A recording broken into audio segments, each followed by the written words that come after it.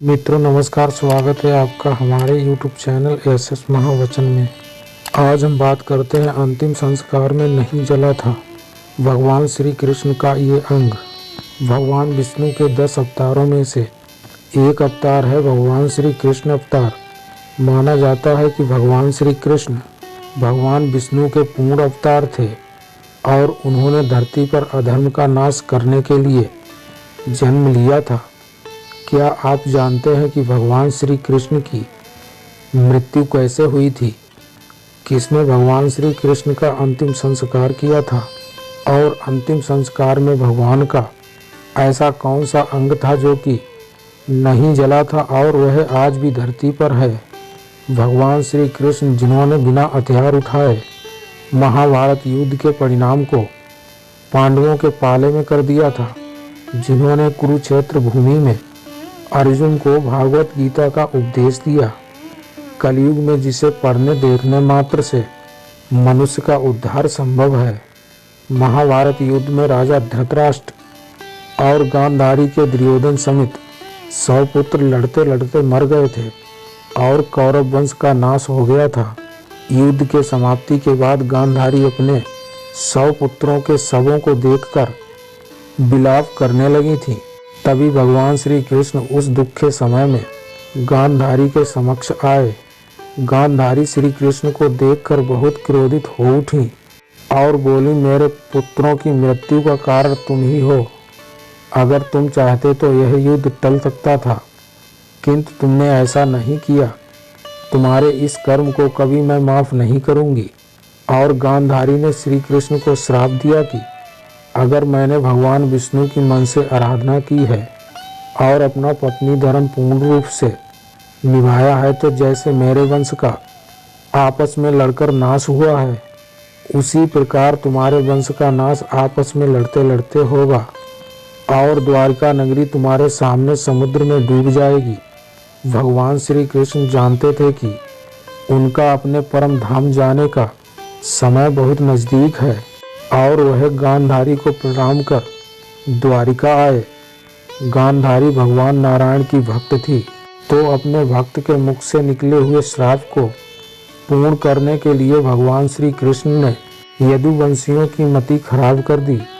महाभारत युद्ध के 36 वर्ष बाद विश्वामित्र, असित, दुर्वासा, भृगु, नारद इत्यादि बड़े बड़े ऋषि द्वारिका के पास पिंडारक क्षेत्र में निवास करने लगे थे।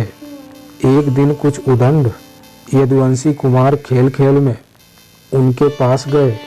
सांब को गर्भवती स्त्री के रूप में सजाकर ले गए और कहने लगे, हे ऋषिगण, आप सभी का ज्ञान अमोघ आबाद है, इसे पुत्र प्राप्ति की बहुत लालसा है। कृपया आप बताने का कष्ट करें कि इसके गर्भ में पुत्र है या कन्या। ऋषिगण महाज्ञानी थे और उन बालकों की मनसा जान क्रोधित होकर बोले, हे मूर्खों, तुम्हारे द्वारा किया गया ये कर्म माफ करने योग्य नहीं है।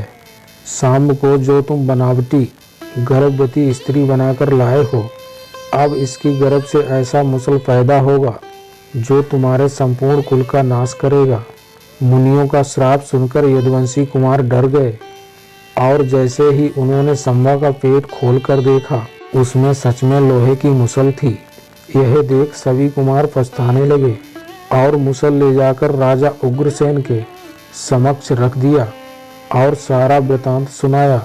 उनके चेहरे फीके पड़ गए थे और सभा में बैठे सभी जन यह सुनकर डर गए थे, क्योंकि वे जानते थे कि ब्राह्मणों द्वारा दिया गया श्राप कभी खाली नहीं जाता।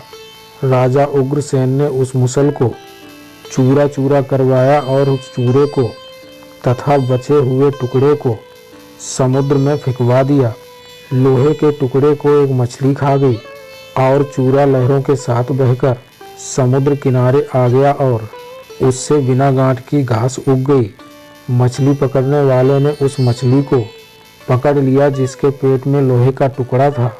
जरा नामक व्याध को जब वो लोहे का टुकड़ा मिला, उसने उसे अपने तीर के आगे लगा दिया। भगवान श्री कृष्ण ने यदुवंशियों के नाश करने हेतु उनकी बुद्धि हर ली और उन्होंने मैर्यक नामक मदिरा का सेवन कर लिया जिससे उनकी बुद्धि भ्रष्ट हो गई और ये सब आपस में ही लड़ने लगे। लड़ाई ने कब युद्ध का रूप लिया पता ही नहीं चला। यदुवंशी एक दूसरे को मारने लगे और जब बाण समाप्त हो गए, धनुष और सभी अस्त्र शस्त्र टूट गए, तो उन्होंने एरका नामक घास को उखाड़ना शुरू कर दिया। ये वही घास थी जो ऋषियों के श्राप से उत्पन्न हुए मुसल के चूड़ से पैदा हुई थी। यदुवंशियों के साथ में आते ही वज्र के समान कठोर मुदगरों के रूप में आ गया। यदुवंशियों ने उसी घास के एक दूसरे का संहार कर दिया। बलराम जी ने भी समुद्र तट पर परमात्म चिंतन करते हुए अपने मनुष्य शरीर का परित्याग कर दिया। यदुवंशियों का विनाश और बलराम जी के पदम पद में लीन होने के पश्चात भगवान श्री कृष्ण चतुर्भुज रूप में पीपल के पेड़ के नीचे बैठ गए। उस समय भगवान अपनी दाहिनी जांघ पर बायां पैर रखे थे।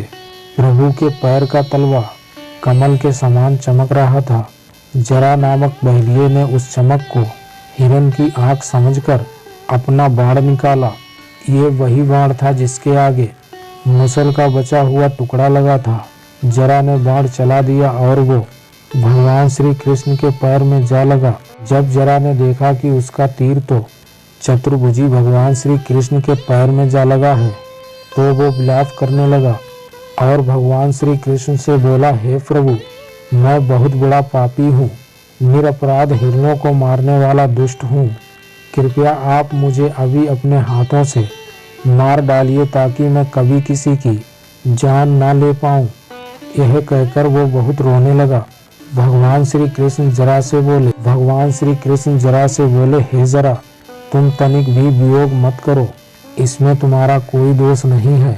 ये तो नियति थी। त्रेता युग में तुम बाली थे और मैं राम अवतार लिए हुए था। मैंने तुम्हें धोखे से बाण मारा था, इसलिए इस जन्म में तुम्हारा बाण मुझे धोखे से लगा। प्रभु यह कहकर अपने लोक को प्रस्थान कर गए और श्री कृष्ण के प्रस्थान करते ही समुद्र ने द्वारिका को पूर्णतः डुबा दिया। कुछ कथाएं ऐसी भी हैं जिनके अनुसार श्री कृष्ण का अंतिम संस्कार पांडवों द्वारा किया गया। हालांकि भागवत महापुराण के अनुसार ऐसी कोई कथा नहीं है। उन लौकिक कथाओं के अनुसार जब पांडवों द्वारा श्री कृष्ण का अंतिम संस्कार हुआ था, तब उनका सारा शरीर जल गया था, पर उनका हृदय नहीं जला था। तब पांडवों ने उनके हृदय को जल में प्रवाहित कर दिया था। बाद में भगवान का हृदय राजा इंद्रियम को मिला। राजा इंद्रियम भगवान जगन्नाथ के परम भक्त थे, इसलिए उन्होंने वो हृदय भगवान जगन्नाथ की मूर्ति में स्थापित कर दिया।